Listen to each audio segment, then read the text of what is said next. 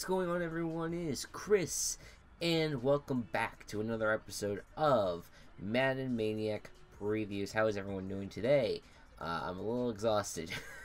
I was up for a very long time last night and did not get, I got close to 7 hours, 8 hours, so not anything bad, but just feeling it right now.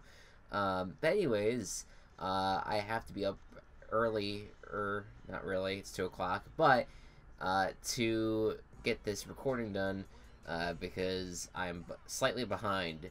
I have to get this one done, and I have the 4th episode to record right afterwards, but it's okay, we'll get it done, we got this. And so today's episode of Madden Maniac Previews, we're going to be talking about the Colts and the Buccaneers as they battle it out, as per usual. So we're going to go ahead and spectate. It's 2 South teams. 2 teams that were close to the bottom of their divisions and of their conferences, but not quite. At least, well, Buccaneers were at the dead bottom of the South. Yeah, we can do simulation.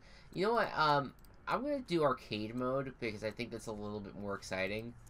I don't know if I did that for last episode, but I'm like, you know what? Fuck it. Let's just have fun with this. We're gonna make it prime time as well, cause why not? No reason not to. All right, advance the game. Yeah, the Buccaneers were last. Colts were 3rd place. They seemed like they were gonna be last place, but then all of a sudden the Texans just swooped in and they were like, nope, we suck without Watson. We're gonna steal that last place spot, and ultimately that ended up getting them. That ended up putting the Colts in 3rd, so they have slightly tougher competition than the Texans do at that point. So there you go. That's how it works, unfortunately. And here we are. Beautiful Tampa Bay, Raymond James Stadium, and those fucking Buccaneers outfits are even a little bit more gaudy than initially.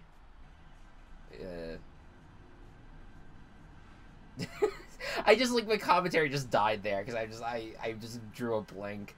Ah, Jesus. All right, well, here we go. Once we start talking about the players and shit, then we'll be good to go. They're more gaudy than they are in real life, is what I was trying to say, but just I just, like, stood there, like, just picture that moment, but just me, like, just drooling on my shirt, you know? Just cross-eyed, dead inside, whatever. Alright, Colts. Let's talk Colts. And, of course, the man that we're going to be talking about the most is Andrew Luck, but before we get to that, we got some other shit to talk about, because the Colts are one of quite a few teams that changed their head coach this year. Gone with Chuck Pagano, who was very respectable. I'm going to move that mouse out of the way. You know what I just realized? I think what happens with the game is that it automatically moves the mouse onto the game. So I would have to keep on moving it. So let's just say you gotta deal with it. Sorry, guys. You're gonna have to deal with a mouse in the middle of the screen. Oh, I can also probably put the settings in to like, close it out. Shut it down. Anyways, thank God I'm not wasting any time because it's a penalty and it's still all 7 minutes of the quarter. Yeah, so Frank Reich is now the head coach of the Colts. He spent oodles of time with the Eagles. When I say oodles, I mean just 2. This is a great commentary right out of the gate. Yeah, so he was with the Eagles as the offensive coordinator, and he was a major part in getting that team focused and ready to go, and making it all the way to the Super Bowl and winning it. And he was a big part of that, especially the development of not only Carson Wentz, but also getting Nick Foles in, getting him in order and all that. I feel like, you know what I could try to do is move the mouse to the bottom corner or something. Whatever. And so he's trying to go there, and he's trying to he's seen as the head coach. He's also a former quarterback of the Buffalo Bills and many other teams, but mainly the Bills because he's known for being the quarterback that led the comeback. You know, like the big old the thing, that big old thing that happened with the Bills, like against the Oilers, like a long time ago. It was like a 30-something point comeback that it was historic in so many ways. I think it's still the largest comeback, even with like the Patriots factored in from their Super Bowl in 2016. So he knows how to offense, that's for sure. And so that's going to be, I guess, his role is going to be trying to get Andrew Luck back in order and, you know, getting that offense. Basically, the offense is going to be the strength of this team. Like that, and that should not be a question considering when we go through the defense. There's a lot of names I do not know well, and there's not a lot of depth there. So the offense is going to be the main focus. Now, of course, there's also another storyline here where Frank Reich wasn't actually supposed to be the head coach of the Colts, because initially it was going to be Josh McDaniels of the Patriots, and everyone thought he was going to go over there. He even said to them that he was going to do it. He even had them like do all the promotion and shit, like, oh hey, the Colts are proud to announce that Josh McDaniels is the new head coach, everything. And then all of a sudden, like 48 hours later, he was just like, nah, never mind. I really like being with the Patriots. We lost. I kind of want to come back one more time and try our best to get back in the mix in that with them, and I don't really need to take over the Colts. Which is, to me, when that happened, was absolutely absurd. I was just like, I feel like he signed his, like, he's like, I want to be a Patriot for the rest of my life at this point. I don't see how anyone could be like, oh, we want him as a head coach. Like, why? Why would you trust him anymore? Like, how are you going to convince teams that that's not an anomaly? Unless you are locked in to be a head coach come, like, whenever Bill Belichick retires and you take over as the Patriots. I don't know. That's the Patriots thing. I could talk about more with that on that when we talk about that team, but just saying, it was a really harsh start to the offseason for the Colts. But I don't think they got someone bad. I think Frank Reich proved that he could be a good head coach, a good assistant coach to Doug Peterson. I thought that whole coaching staff was thoroughly, top to bottom, very good last year. And I think that's part of the reason why they won the whole thing. So I think that the Colts are in good shape. Also, yeah, I can't move the mouse. It's got to be in the middle of the screen permanently. So, sorry. So, let's talk about the players then. And obviously the star is Andrew Luck. When he is healthy, he's one of the best quarterbacks in the league. When he is not, the Colts are just awful to watch.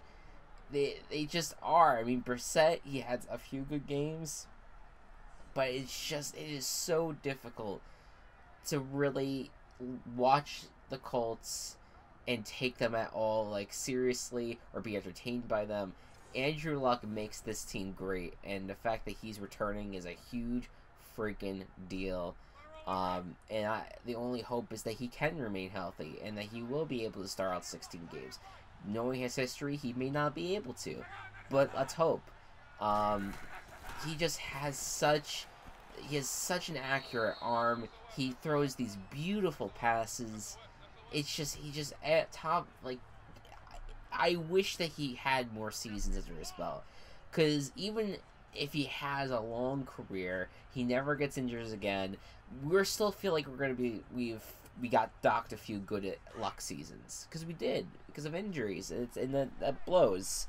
You know, we had to deal with Matt Hasselbeck, we had to deal with Jacoby Brissett, which again, those guys were not bad backup quarterbacks. I'm just saying that there is a certain magic that Andrew Luck carried with him being the quarterback.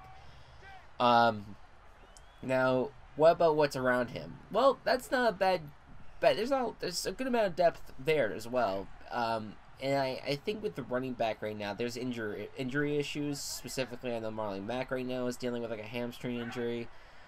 But if he can get back healthy, he's probably going to be a main contributor to that team. But you also have Nyheim Hines, who should be in the mix. He's a rookie of NC State, and he's been very good in his preseason debut thus far. But you also have, I think Jordan Wilkins as well is in the mix there as a rookie. So you have a really, really solid group in there, but you just have to see how, like, who's going to end up being the starter, or if you're going to use just a running back committee, which is totally fine. I think that this group I think it's a good group. Has a lot of talent. You can use it in many different ways. And of course, then you have the wide receiver core, which I guess I'll take it back the fact that it's too deep, because T.Y. Hilton is going to be the main weapon from the Colts. It's going to be the main connection that Andrew Luck is going to take.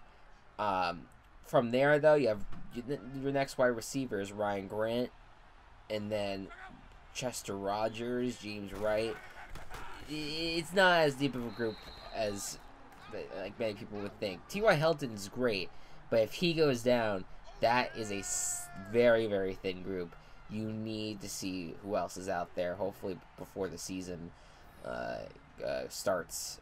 That they can make that change, or add someone else there.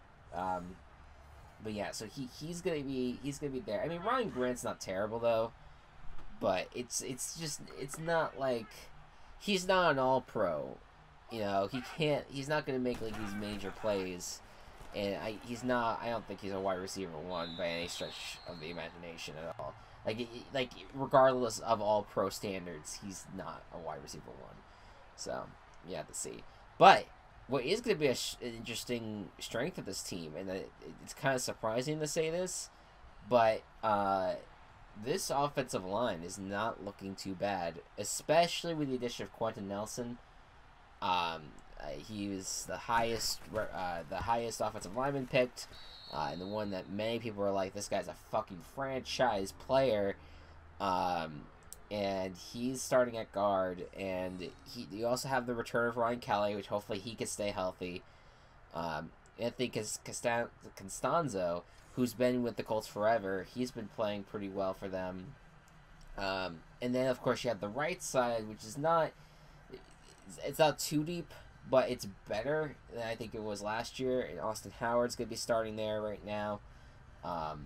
Although I would question that, because I remember watching the preseason game yesterday, because I'm recording this on Tuesday.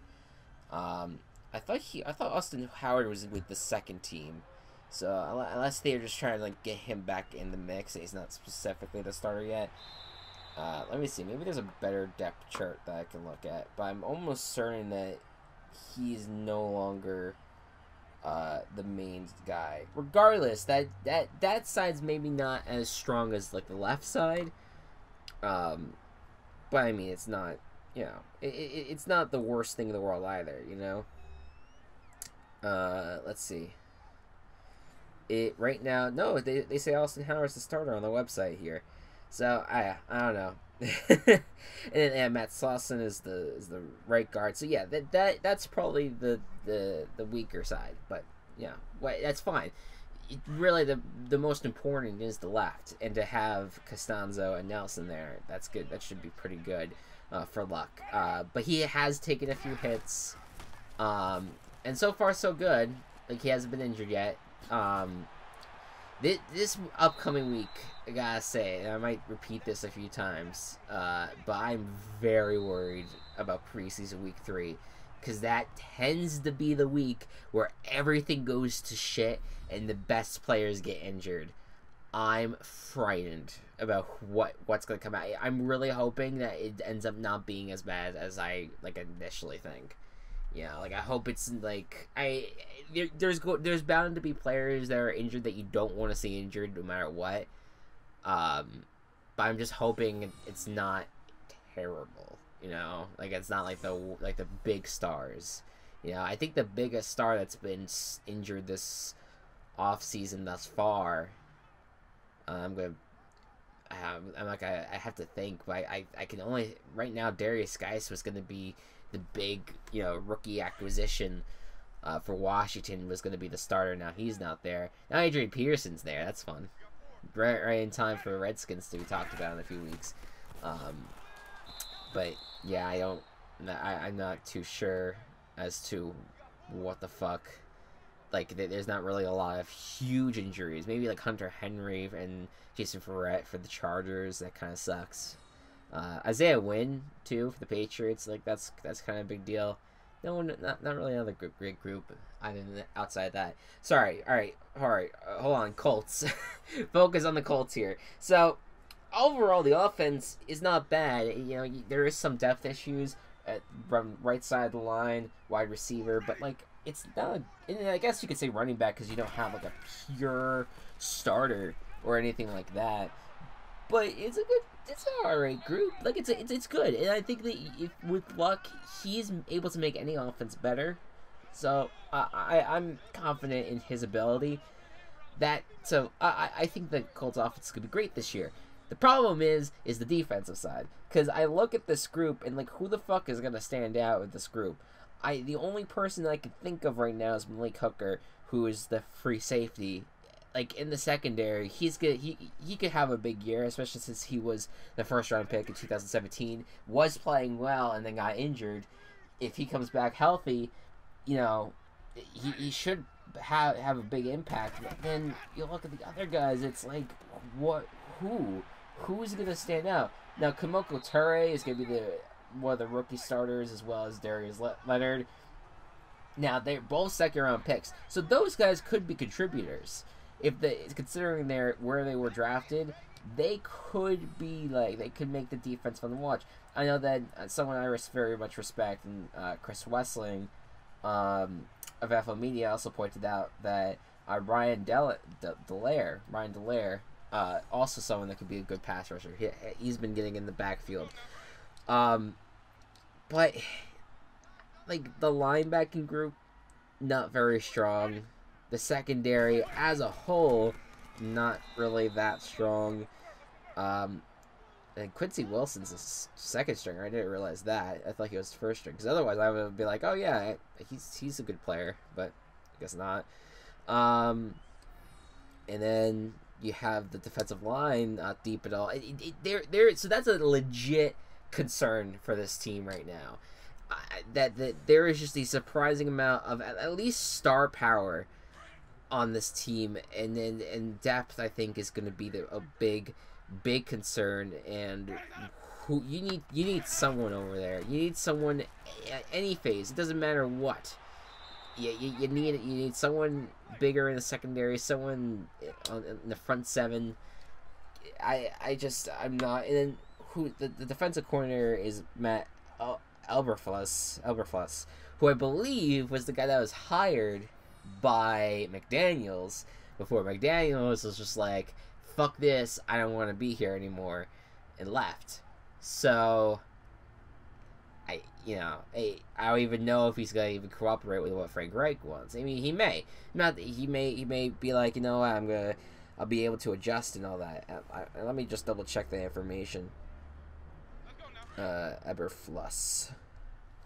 I'm almost certain that he was the one that was hired out of the gate. Oh wow, cool. There's like nothing on him. Like I go like Wikipedia and they're like, oh no, we don't know much about him at all. Jesus Christ. Regardless, I just know that if a new defensive coordinator with the Colts could very well change something, and good coordinators know what to use their talent for. So like that should all be an important consideration. But I'm very much worried about the Colts in that department. I think that's why, I think about that team, and considering they don't have any like super scary offenses that they're facing in division, outside the division, of course, but inside, I mean, I guess the only really scary offense could be the Titans and the Texans. I mean, the Jaguars' offense is not scary. You have to worry about Fournette, and that's it for the most part. There's not a lot of depth with that offense. But if the Colts are going to rely heavily on their offense to carry things, they have to face 3 tough defenses, because all 3 of those defenses in that division are difficult. And plus the defenses that you also have to face outside the division. You have to face the Eagles at some point, which is going to be really rough. And I think that you have... I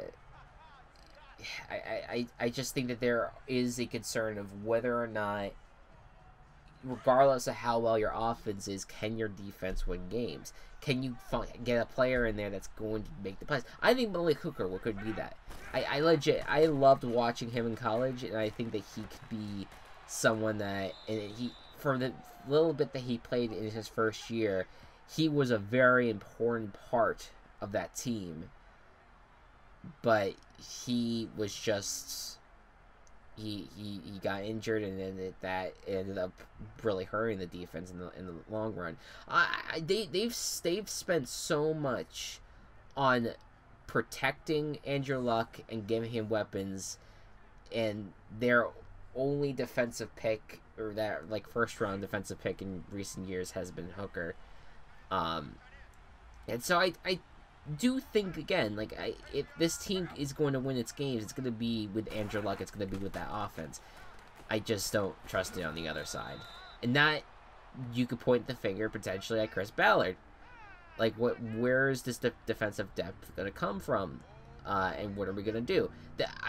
Again, it may be those rookies that are going to be starting, and Toure and Leonard, that those are the guys that are like, you know what, these guys are ready to play. Let's get them out there, and maybe they can win us some things. That's what I'm guessing their strategy is. But I'm a little dumbfounded about it. Is where I'm getting at. And I would love for someone to tell me, well, wait a minute. There's this player or this player that's gonna be. I mean, Jabal Sheard is also on the team. Who's not? No, I'm not gonna sit here and say he's amazing or great or whatever, but he's been a very, very interesting player when it comes to defense, and when it comes to like playing when he was playing with the Patriots, and even with the Browns at times. I mean, the Browns, he kind of was a bust. With the Patriots, though, he was an impact player in like 2016. Now in 2017, he joined, and he was pretty good, but not great. Yeah, he needs to have more time. I think now he's entering his second year with the team, and he's entering with a new defensive coordinator. I think he could make an impact too. I just don't know about everyone else. That's all. I think that's really all I have to say about that team, really. I'm not very high on the Colts. I think that they're feeling that they're feeling that they have to rely on luck for everything is, I think, kind of borderline dumb because of the obvious concerns with luck because of the injuries. That feeling like, oh, well, all right, well, if we just build around him, that's fine. But they have completely neglected the other side, or at least they haven't proven that anything that they're doing is working. Maybe they will now. Maybe that will turn around. Maybe that when the season starts, all these younger players are going to end up taking this major leap. But there's so much cause for concern because there's so much inexperience there. It's a younger team there, for the top to bottom. on that defensive in terms of the defensive side of the ball. So I think that there needs to be a year of just probably developing, and getting them in order, and then that maybe could make them get the lead. I don't know. I could be sitting here maybe a few months from now and be saying, well, I guess I was an idiot because the Colts defense is a top 10 unit. But right now, looking at that roster, I'm just like, what is anything? What are they going to be doing at all? Is anyone outside of like the obvious ones like Hooker, is any of these guys going to make a big impact going forward? Pass rush, I think pass rush is their weak point, big time. I think secondary, they have a little bit more depth. It's going to be getting the pass rush, going after the quarterback is going to be the big issue more than anything else. And especially when you have these versatile quarterbacks in like Mariota and Watson who are going to be running with the football, that's scary. And then even Bortles, he's always been better at running with the ball than throwing it. You can't let the guy escape the pocket.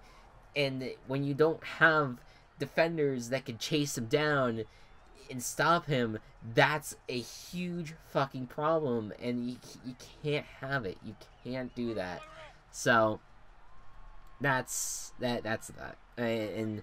But again, overall, I think the Colts are just in a very tough spot because regardless of the blind side about the head coach, I think they got off easy with the head coach thing. Like they were able to find someone, and they were able to get someone that I think that could do great things with them as an organization. But I just have that it's the fact that there's so many talented teams around them that I think it's going to be difficult. They may win some games. Like, I wouldn't be surprised if this team's, like, maybe closer to the middle than to, like, last place. But it would very much surprise me if this team could overtake, if you could actually go into, like, the second place or first place of the AFC South right now. As it is, because I just think the AFC South is one of the more competitive divisions. I didn't necessarily agree with Go Cubs where he said it was the best division. I think the AFC South has a little ways to go before I can really claim that. But it definitely, with the Colts do have to face an uphill battle, because it used to be where the AFC South was laughing stock. Like we were talking about last time. It used to be a laughing stock, so it was it was easy for teams to win them because it was just like, all right, well, you just have to be kind of like coherent and I kind of know what's happening, and then you'll end up making it. You end up going to the going far. And the Colts had a good streak where they were they were in the wild card and lost, and then they made it to the divisional round and lost, and then they made it to the championship game and lost. Like, they had like a good general streak going, but it is a big old concern what's next for them.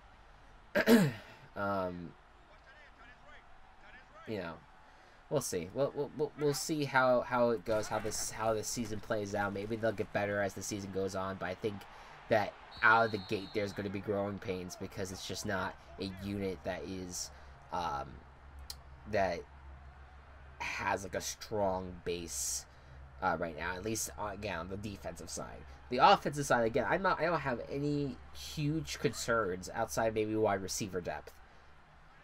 Andrew Luck is going to be using T.Y. Hilton a lot.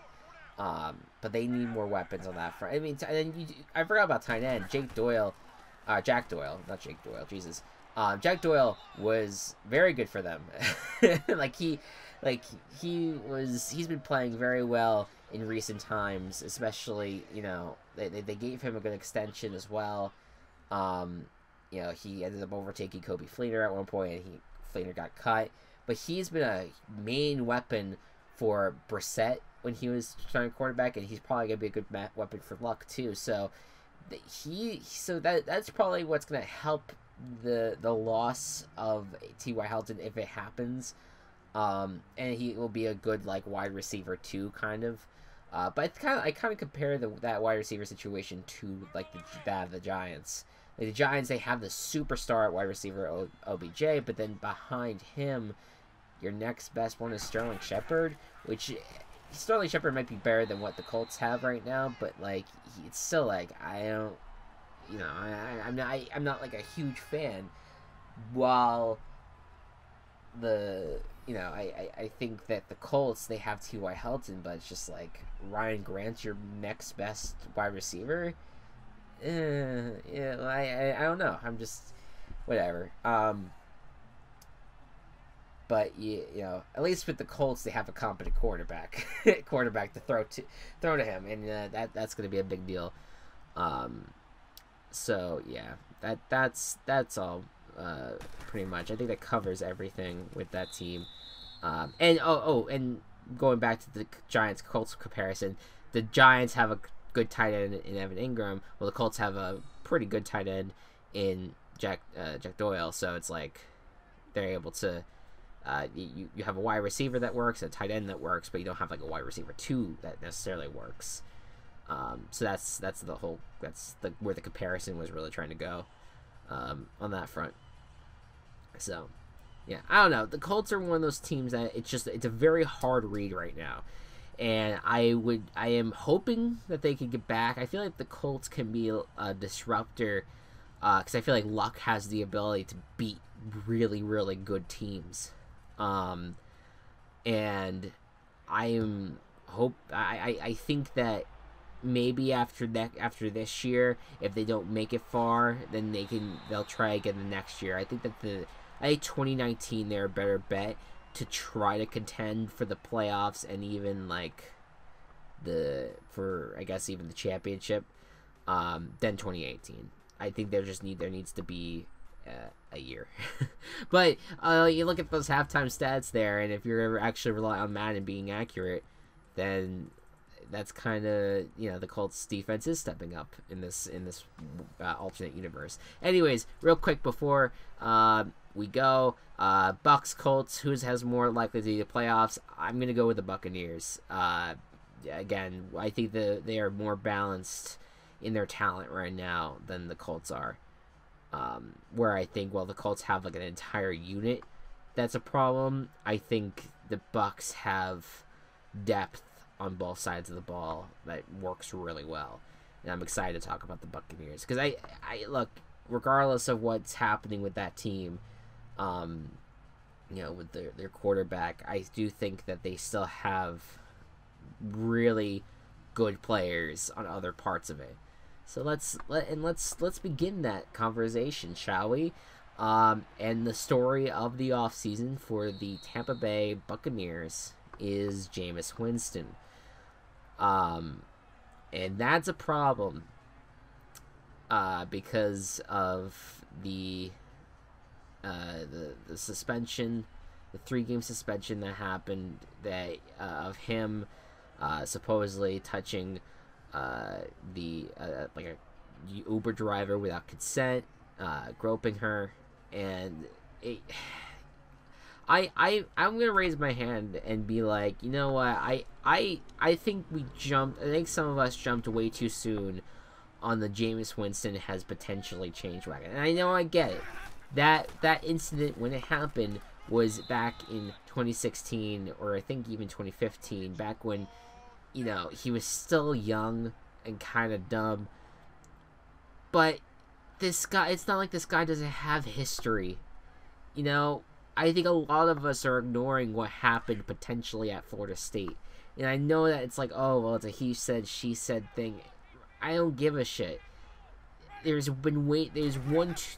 too many incidents with this guy now that I can no longer look at him and be like, I want to treat you fairly. Because I can't, because I feel like he hasn't treated other people fairly. And I want to raise my hand and be like, I feel like I wanted to give him a chance because he seemed he had like a great personality, and he was like this kind of crazy ass leader, and the whole Eat the W thing last year was fucking insane. He was fun to watch on Hard Knocks and all that, but it's so hard to like the guy considering everything that's happened off the field. And again, maybe he has changed, but the problem is that I think he has apologized to the Uber driver, but he hasn't apologized for other past behaviors, and he let his school cover up for him. And people might be like, well, that's ridiculous. He was found not guilty or whatever, or people just. But you tell me that Florida State, that Florida State did not hide anything for him. I find that very, very hard to believe, considering all the evidence that was there for him, and the fact that the school tried so hard to silence that girl. Just I'm over it. I'm absolutely 100% just, I do not want to really give Jameis Winston a chance. I think that the Buccaneers are doing the right thing by starting to, let's start maybe taking this kid's image off of all of our ads, because maybe we might not be using him in the future. And I think I don't think that any of that's unfair. If anyone that does, like, come on, man, let's stop with giving any of these NFL players that have gotten in trouble for domestic violence or abuse or rape or anything. Let's stop giving these people a free ride just because they're good players. It should not matter. We should be calling these people out for what they do. Now, again, a lot of the shit that happened to him, it's a he said, she said thing. I tend to lean on the side of, there's been multiple accusations against him, so it's starting to seem more realistic. Okay, regardless of that, the Jameis Winston is going to be out for three weeks, and you have Ryan Fitzpatrick in. Now, as someone who's followed the Jets hardcore, I can tell you that having Ryan Fitzpatrick as your backup quarterback is fun, and having him for maybe 1 year as your starter is good. Second year of being a starter, it's not good.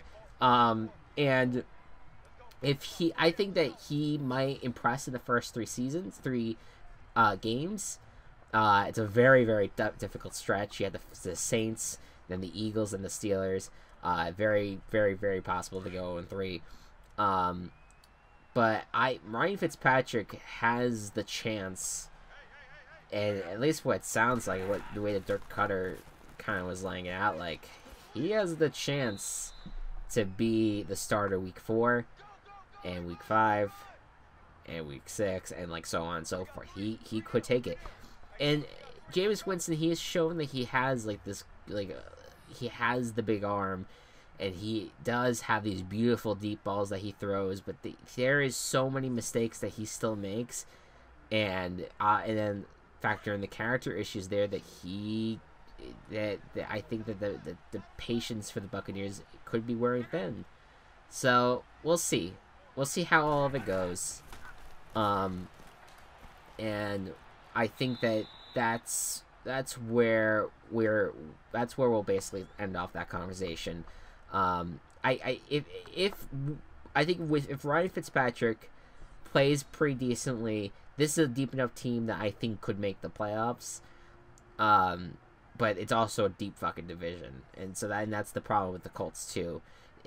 It's weird. The connection between these two teams is that they're both in such deep divisions that it's going to be really hard to climb into a playoff position.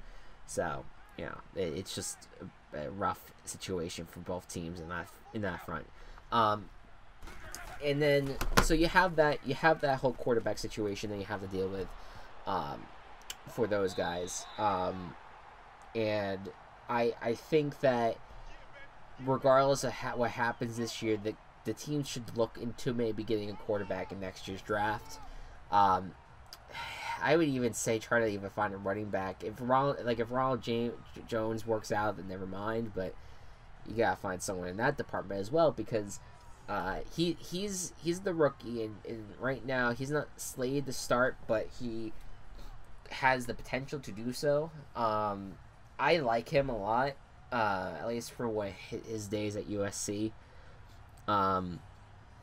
So I would be like, let's get him in there soon. It probably is not gonna happen because Payne Barber is gonna be the starter out of the game. Ronald Jones, by the way, I said Ronald James. I don't know why. Payne Barber, from his time as their running back, has not been that great. And I get that they want to have the veteran there, but I think you are more likely to see really great plays out of the rookie than you see out of Barber, and I think that they're going to realize that probably partway through the season, like, oh, maybe we should go with Jones. And that will work out, but again, I don't know how deep this running back group is where I could be like, oh, well, they'll totally be, totally end up working itself out with the talent that's currently there. I would like to see them go to the draft next year and consider taking a good running back in the first round if it's applicable, So those two guys they have to look into, but where they do have a lot of depth right now, I think, is at wide receiver. Some maybe even too much depth. First of all, Mike Evans. We all know Mike Evans. He's awesome. He's incredible. Arguably the best wide receiver in that 2014 draft class. I know I'm saying that, knowing very well that OBJ is in that draft class. Suck it, Giants fans. Mike Evans is a better wide receiver. Although Beckham's great, and I love him. Full disclosure, I am a Giants fan, but I like Mike Evans a lot. I just feel like he's been such a dominant force on the field, like on a constant basis, and he has been able to stay on the field a lot.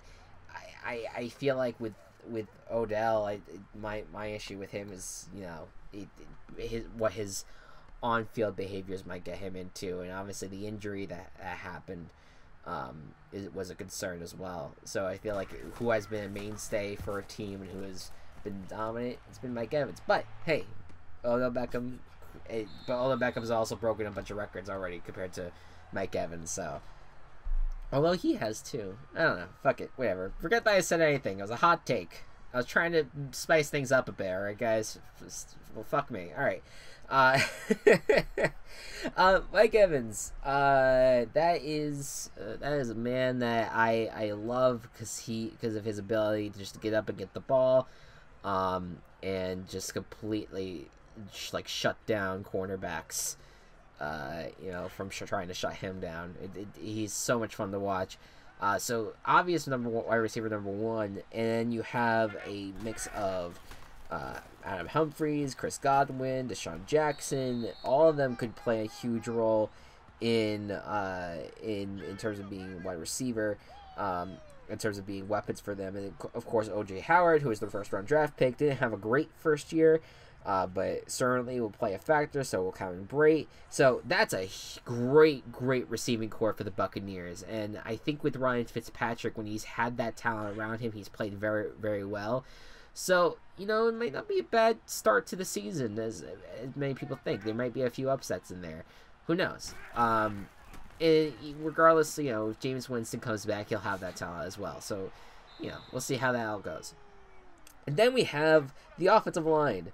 And there is some concern because before I started this recording, Donovan Smith went down with an injury. We don't know what the extent of that injury is as of this recording. If he's injured, that sucks because he's really, really, really important for that offensive line. In fact, I would argue he's the most important part of that offensive line. But if he is healthy by week 1, or just generally if he ends up getting healthy, that's going to be a huge addition for that team, or a huge keep, I guess. A huge healthy prospect to have for that offensive line. Ali Marpet has played great. They got a great player in Ryan Jensen from the Ravens at center. DeMar Dotson, he's pretty good at right tackle. So this is a deep group. I love Alex Kappa, by the way. He's a backup but I think he could be a starter. And holy shit, have you seen the draft video that they keep on showing of him just like annihilating defensive linemen? Oh, it's like, it is beautiful. And I'm not living for like the oh, I must have violent football. Like, I'm not, that's not me. But he is so much fun to watch. Like, as for a lineman especially, like, he looks like a defensive end playing offensive guard. It's incredible. He is incredible in so many ways. But he's not the starter. He's from like a very, very low level school. So I think that's why he's right now a backup, because they're like, you need to adjust to the pros. But you never know. He could end up being a starter later on this year. So that's that. By the way, all my controversial, I was want to say, all of my controversial Jameis Winston stuff that I was saying earlier, like, I don't mean to shit on the guy. I don't mean to shit on the Bucs fans to like him. If you like him, that's fine. I'm not gonna shit on you guys for that. My big thing is that I hate that athletes get special treatment because they're good players, and they can get away with a bunch of shit, and players have, and they constantly do. And I've probably talked about players in a very high light that have gotten away with shit, and for that you could call me out on it, and that's totally fine. But I think about someone like Jameis Winston right now, and he is, I really feel like he's gotten away with a lot, and I'm hoping that he has matured, but I would like to see him mature so much that he goes back in time and he apologizes to the woman he may have supposedly raped, or in all that jazz. I don't know why I returned to this topic, but it was bothering me, the fact that, like, I feel like I should just, I want to just restate my, my displeasure about him and what he has done in the past. But I also acknowledging that it's a lot of players, and we're all guilty of rooting for players that may not be good people. And that doesn't make anyone a bad person. That's just my personal viewpoint. All that jazz. Anyways, defense. They have a really, really good defensive line. One that I am as excited about as I was for the Giants' defensive line in 2016. With Jason Pierre-Paul being the guy from that 2016 Giants defensive line group, being probably the biggest addition on this team. I love him. I love him, because I think he's a great player, and I was sad to see him go, but I understood why.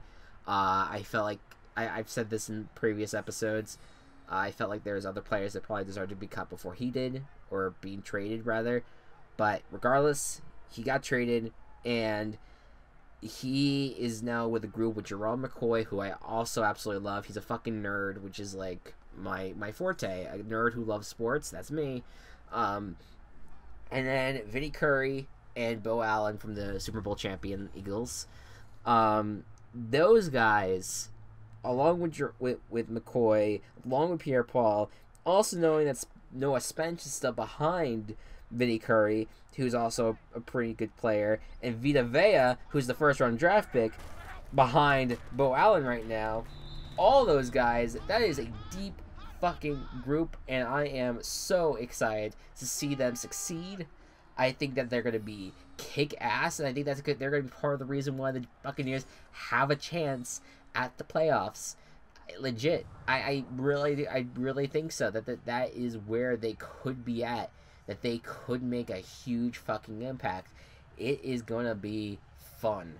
It is going to be so much fun to watch them.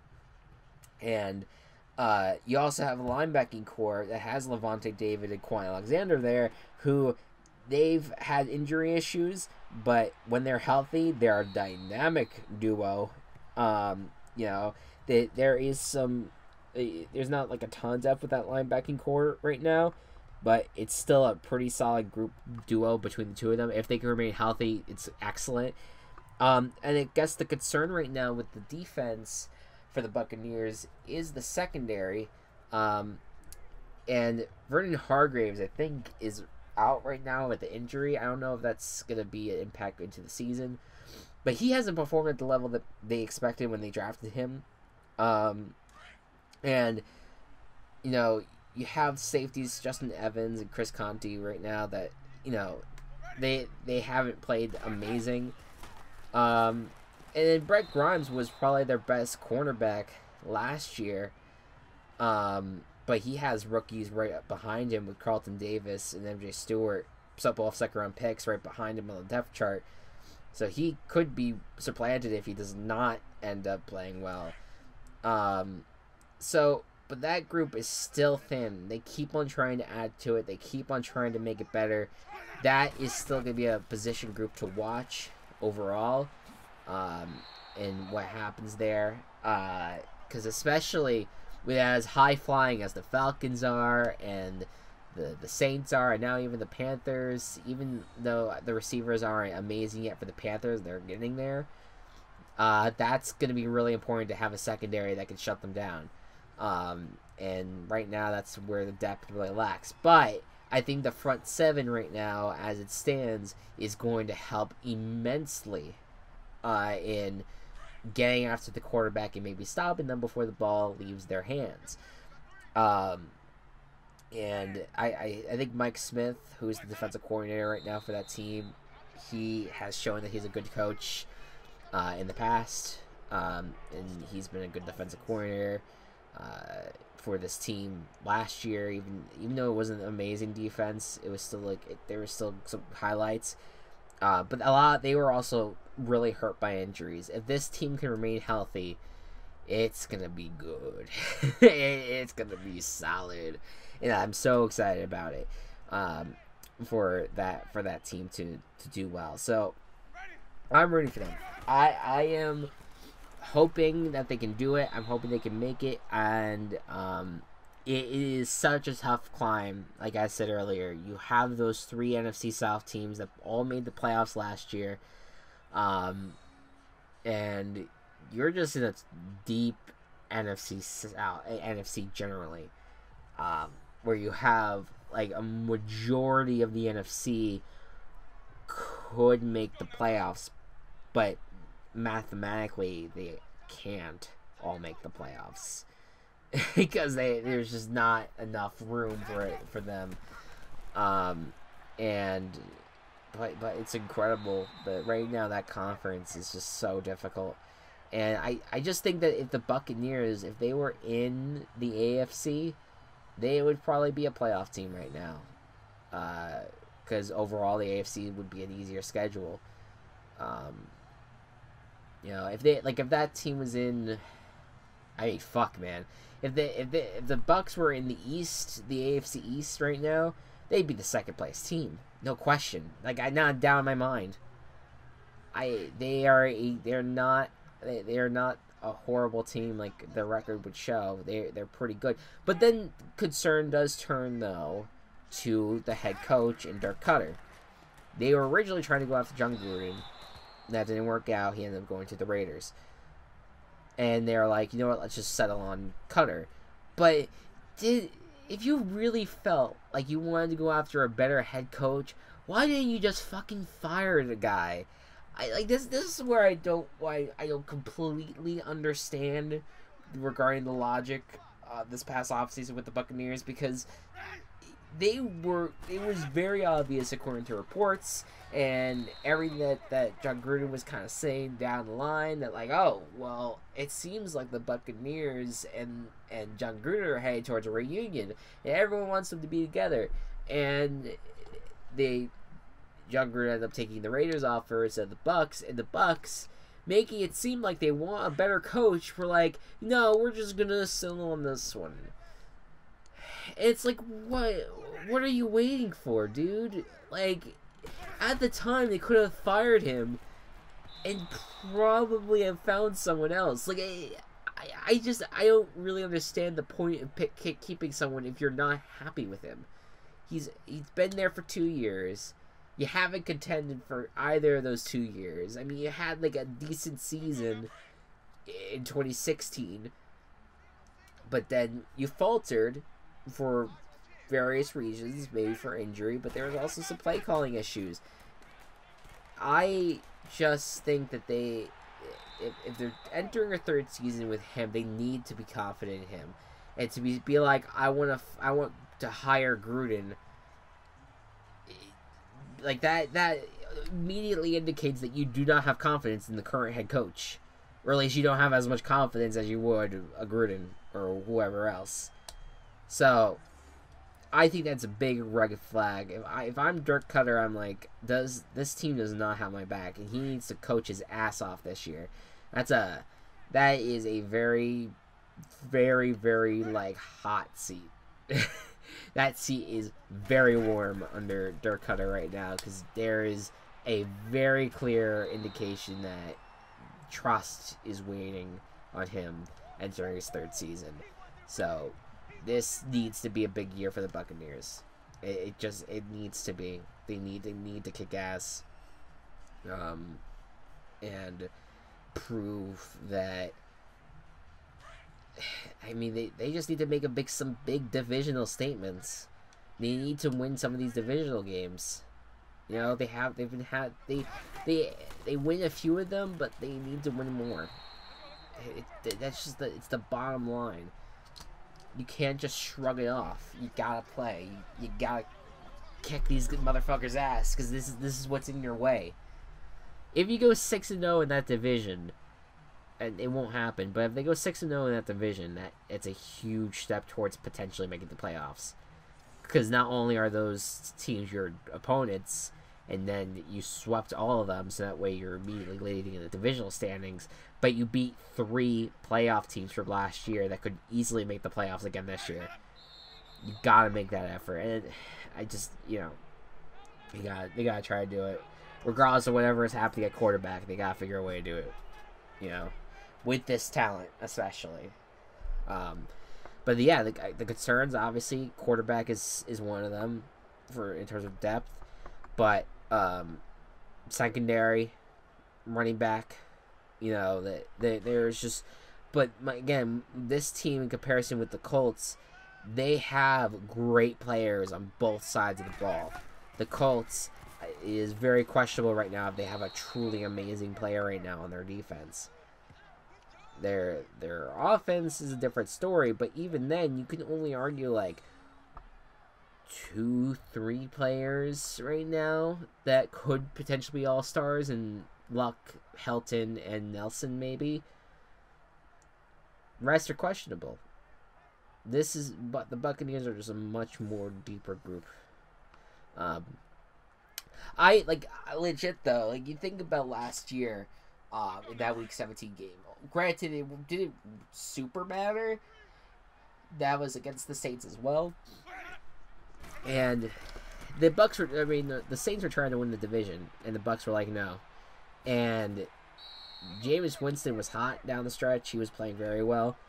That team beat the Saints, and the Saints still ended up winning the NFC South, but that was because the bricks fell the way they could have, and that was still a big game for the Saints to have, and they lost that opportunity.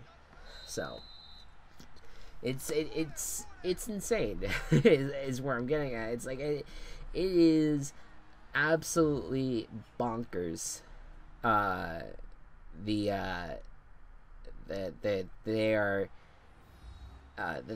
this team can be close to good or even great, and that they still end up falling out of the whole thing because of how they start. They need to start out big. They need to start out strong, and it's going to be very difficult with this schedule. It's a historically rough stretch for them with that 3 schedule lineup. That is a historically rough start to the season. So, you gotta cross your fingers and just pray. I don't think that's how you pray. You put your hands together, but yeah. My tiredness is showing again. Yeah, but yeah, overall, you know, the Tampa Bay is this is a franchise that has the I think the least memorable Super Bowl appearance, because everyone like was like, oh yeah, the Bucs defense, that was amazing and all that, but like I feel like no one really talks about the Bucs and their Super Bowl win that often, and it's like I keep on feeling I feel like I want to group it's them and the Rams, but the Rams are obviously more memorable because of the greatest show on turf. But I always feel like I want to group the Bucs in with the teams that haven't won a Super Bowl before, but they have. And I just am very curious to see when that could happen, when they could actually turn that around, when they could actually, get to that second Super Bowl, because they've just had a really rough go of it. I think they have the second longest playoff drought in the league right now. And that sucks. that like especially like that wasn't the case like last season. I think they were like the fifth longest, but because like all those teams were like ended their playoff drought, the Bills, the Rams, the Titans, and all that. It's like now you're great, I'm the second. Now we're the second worst team essentially in the league right now because of how long the playoff drought has been, and it's like this team hasn't been awful. It hasn't been awful. They just have been terrible luck, like not good coaching, terrible luck injury wise, but it has depth. They need to have depth. Just I don't know where I'm even going with that. Meanwhile, with the Colts, they're right now I think 2 seasons or 3 seasons. I want to say they may be 3 seasons without a playoff berth. Yeah, they're 3 seasons without a playoff berth, but like they had such a long time where they were dominant parts. They were very dominant in the AFC South. Like how the Patriots are like, oh well, the Patriots are gonna win the AFC East. It was like, oh, the Colts are gonna win the AFC South and all that. Now that's like not even the case, and they only won 1 Super Bowl in like the last few decades. 1 Super Bowl, and they could not take advantage of such a weak division, and now everyone around them has strengthened. And it's like, well, fuck me then. It sucks. It's not fun on that front.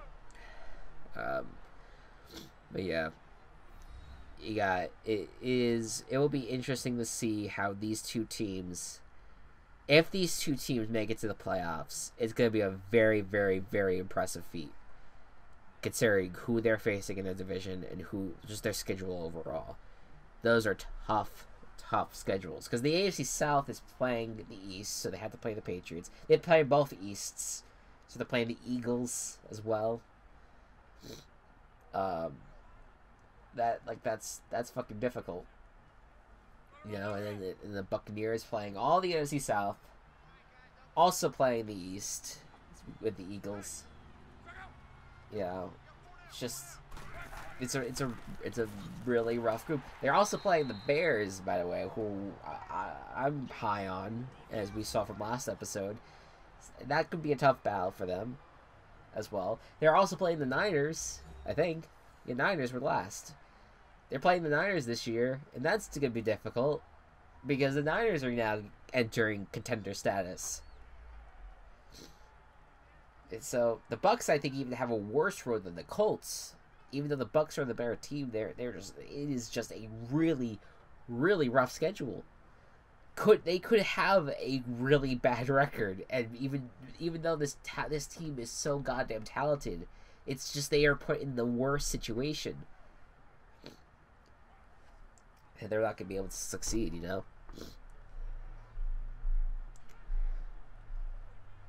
Yeah, but this fucking game is taking way too long. Just come on, can we end this, please? For crying out loud. Let's just get this first down, and let's call it a day. Oh my god. 4th down. Yeah, of course. God damn it. Alright, well, at least it's gonna be exciting again, right?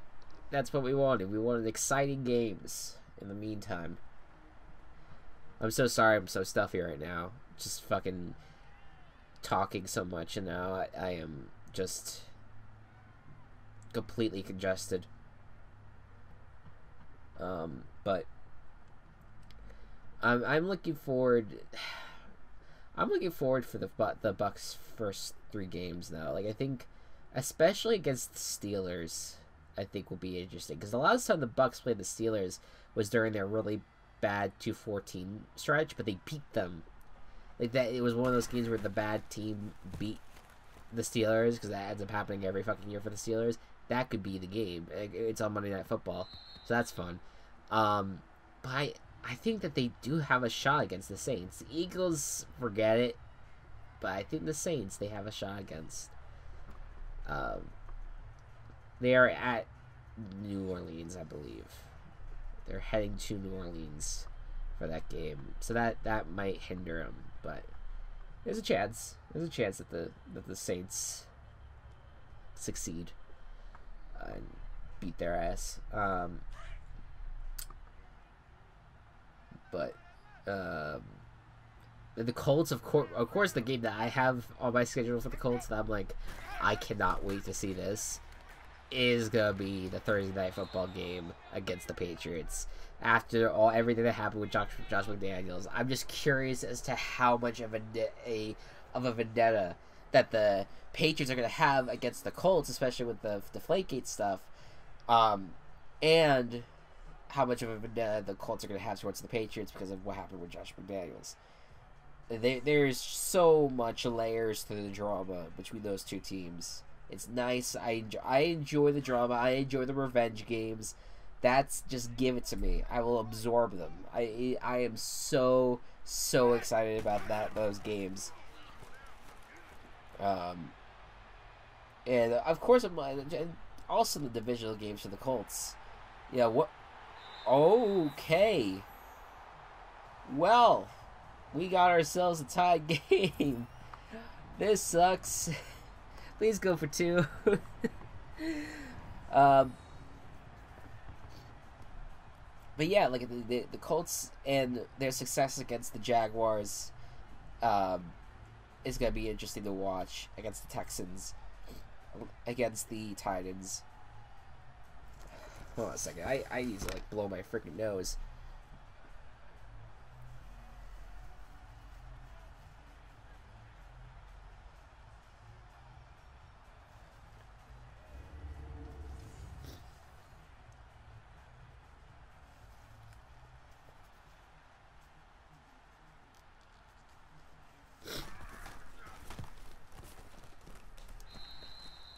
Alright, it's a tied game. I mean, well, the Colts have 3 timeouts and 1:21 to go. So this could be interesting. Could be interesting. Let's go over the schedules because I like that Go Cubs did that. I know we've been talking about the schedules kind of, but I want to go a little bit more deep on that. Go Cubs brought up a good point with talking about them because I was just like, I should have done that with the Giants and the Browns. Like, what could be winnable and what can't be? Because that's the only way I'm gonna be able to get through this overtime is if I find that to talk about. If there's an overtime, of course. There might not be. Let's see. Let's start with the Colts. I've talked a lot about the Bucks. So they start out against the Bengals. I think they can win that. Let's just talk about like potential wins. They could beat the Redskins, I think. I don't think they could beat the Eagles. I am really skeptical about the Texans. They're not going to beat the Patriots. They can beat the Jets. They can beat the Bills. So that's 4 wins at that point. Can they beat the Raiders? I'll give it to them. It's a chance. There's a chance. Jaguars, I don't see them beating. Titans, I don't see them beating. Dolphins, I can see them beating. Let's say they split all their divisional series. I mean, that's absurd, but that brings them to 9 wins. And then they have the Cowboys and Giants. And I think they could beat the Cowboys and the Giants. So that's 11 wins. But then you remove 3 of those games against your divisional opponents, and you're back at 8-8. So that's the problem. And I'm being very generous right now. I'm saying that these are all the teams that they could potentially beat, but like, can they? Can they? It's tough for me to see that, especially considering the defenses. You have the defense. They have to show that someone's there that can be a big impact. Bucks. They start with the Saints. Okay, so we'll say again that they split the divisional series, so we'll just ignore those for now. They're not beating the Eagles. If I had to really guess right now, I don't think they have a shot against the Steelers either. But so sorry. Bears, I think they could beat though. Browns, they could certainly beat. Bengals, they could beat. That's 6. Redskins, I think they could beat. Giants, I think they could beat. Niners, I would be skeptical about the Niners, but I guess I'll give it to them. So that's 9. Ravens, no. I think the Ravens are good. I really do think the Ravens are going to be good this year. They could beat the Cowboys, though. And that would bring it to 10. But again, if you don't split with your divisional opponent, you're down to 7-9. Could be get the Ravens win, maybe. And then that'll get you to 8-8. Maybe 11-5 if you sweep. It's just there's a lot that has to go these guys' way is the ultimate problem. But they both have very similar opponents in terms of the at least in terms of the NFC East. And then having a deep division.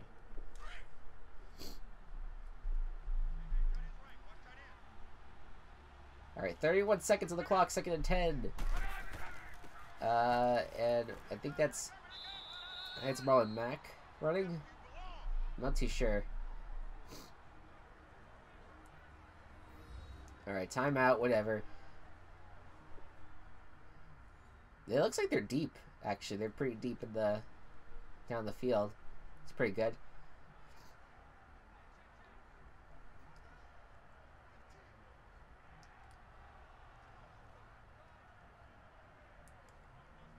They're just gonna stand around. Why don't you? This is what's annoying to me. I should think about doing quick presentations, but I feel like that I don't want that to cut into when I'm talking. But then again, I'm sitting here like, what the fuck do I talk about? So this is all a test trial. This is the first time we're ever doing something like this. So, you know, we'll experiment. We'll see how we do it. Up. Oh boy. There you go. Yep, Marlon Mack.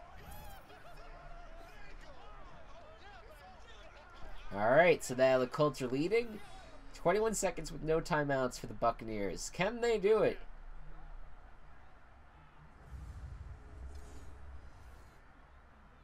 Alright, well, this is not going to be a game. This will be a game next year.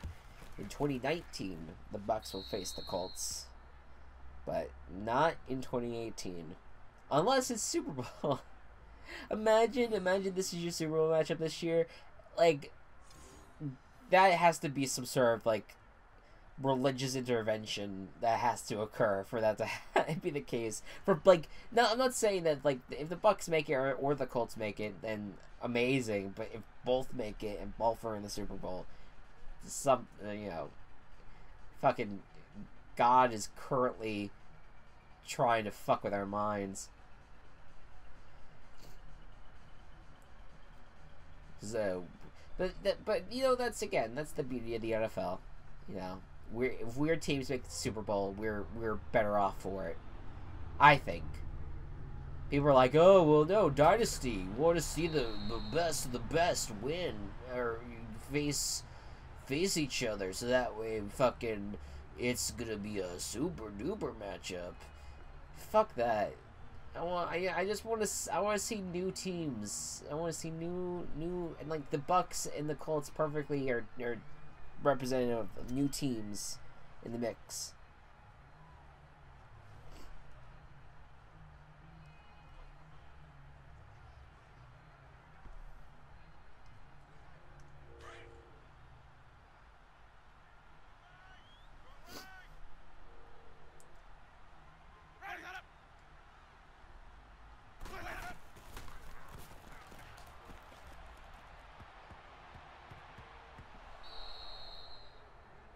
Alright, 12.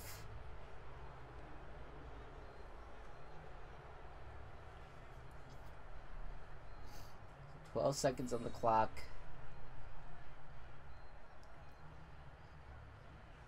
That looked like it was in his hands. That's weird. Looked like it was in his hands, but that he just didn't grip it. Oh, computer simulation. It's great.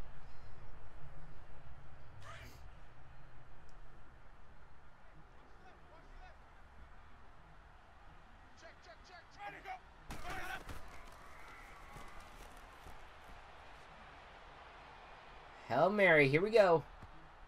Oh. Alright, one more time. Imagine this fucking Hail Mary works out. I'm gonna be pissed.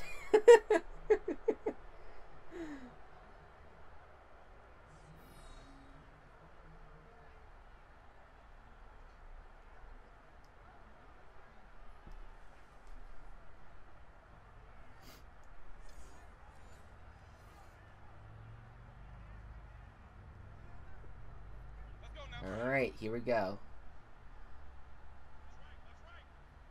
Jameis in the backfield.